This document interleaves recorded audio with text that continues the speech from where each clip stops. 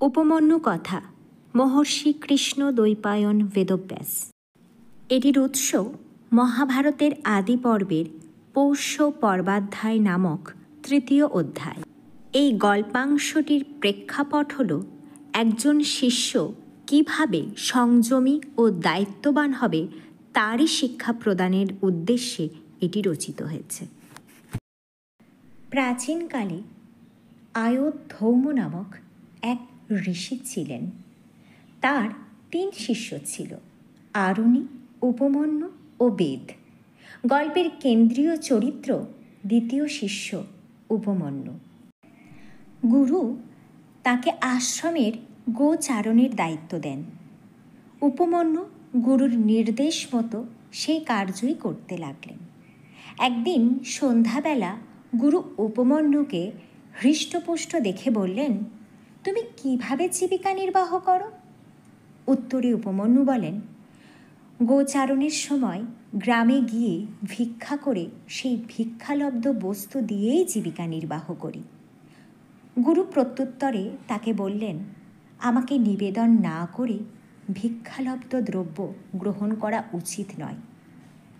এর পরদিন থেকেই উপমন্যু তার সমস্ত ভিক্ষালব্ধ বস্তু তার গুরুকে নিবেদন করেন, কিন্তু গুরু তাকে কিছুই দেন না, সমস্তটাই তার কাছে রেখে দেন। এইভাবেই চলতে লাগলো। একদিন গুরু উপমন্যুকে ডেকে জিজ্ঞাসা করলেন, তোমার সমস্ত ভিক্ষালব্ধ বস্তু তো আমি রেখে দিই, তাও তুমি কিভাবে জীবিকা নির্বাহ করো?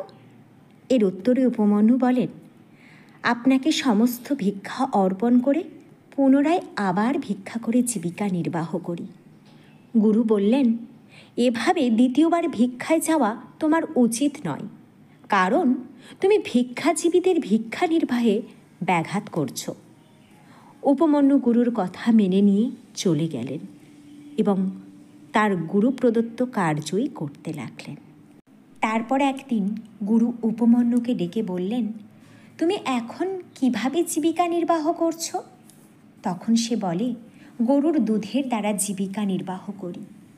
গুরুদেব তাকে সেটা করতেও নিষেধ করলেন এবং বললেন, আমার অনুমতি ছাড়া তোমার দুগ্ধপান অন্যায়। উপমন্যু তাই হোক বলে চলে গেলেন।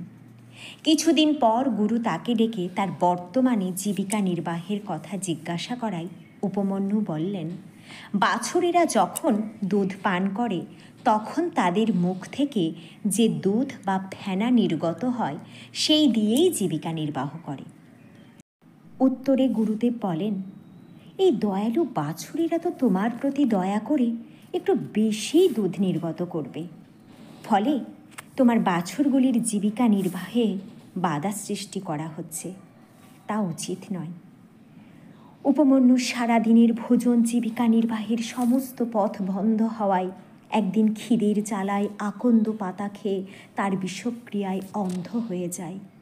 দৃষ্টিশক্তি হারানোর ফলে একদিন রাস্তা দিয়ে যেতে যেতে উপমন্যু কুয়োর মধ্যে পড়ে যায়।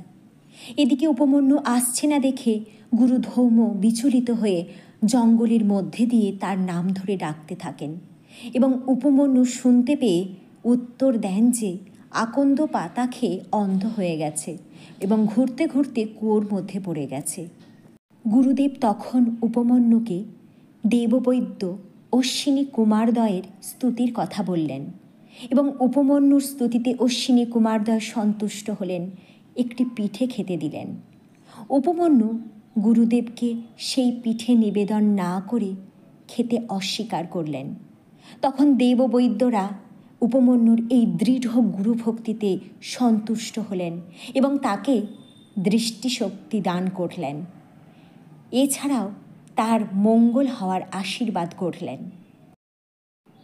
দৃষ্টিশক্তি ফিরে পেয়ে উপমন্যু গুরুদেবের কাছে গিয়ে সমস্ত কিছু নিবেদন করলেন এবং গুরুদেব এই সমস্ত কিছু শুনে সন্তুষ্ট হয়ে তাকে প্রচুর আশীর্বাদ করলেন এবং সমস্ত বেদবিদ ও সকল শাস্ত্র বিশারদ হবারও আশীর্বাদ করলেন।